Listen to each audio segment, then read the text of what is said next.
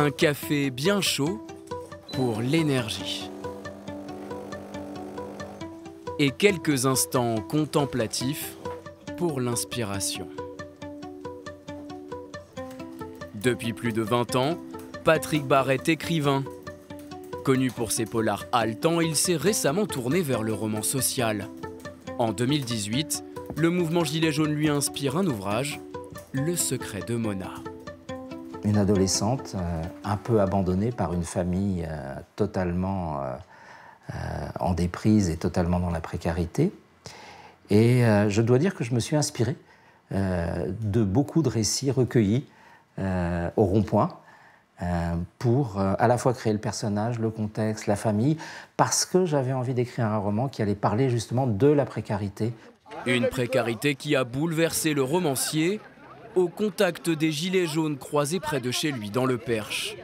Au gré des rencontres, il s'imprègne de ce quotidien de galère pour lui donner vie sous sa plume.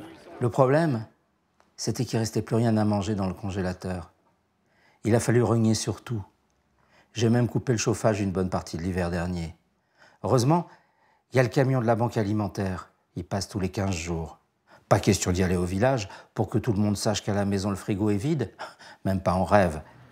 La fiction, au service du réel, une manière pour l'écrivain d'être un historien du présent. Elle voulait surtout laisser une trace pour les générations futures. Corinne Job est photographe amateur, elle-même gilet jaune, cette retraitée de l'enseignement a suivi le mouvement pendant près d'1 an, avec pour seul objectif d'immortaliser ces instants. Les gens se parlaient beaucoup et tout, mais il y avait une certaine retenue. Et là, dans un élan, il y en a un qui a sorti la musique. Et c'est le seul moment où il y a eu une grande farandole comme ça. C'était beau. C'est puissant quand même, hein. C'est pas rien. Pour suggérer la singularité de cette mobilisation, la photographe cherche à capter l'énergie qui s'en dégage, au travers d'une posture ou même d'un simple visage.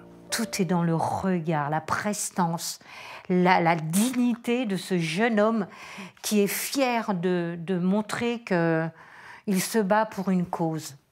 Des clichés en forme d'hommage à ces femmes et ces hommes qui un jour ont décidé de résister.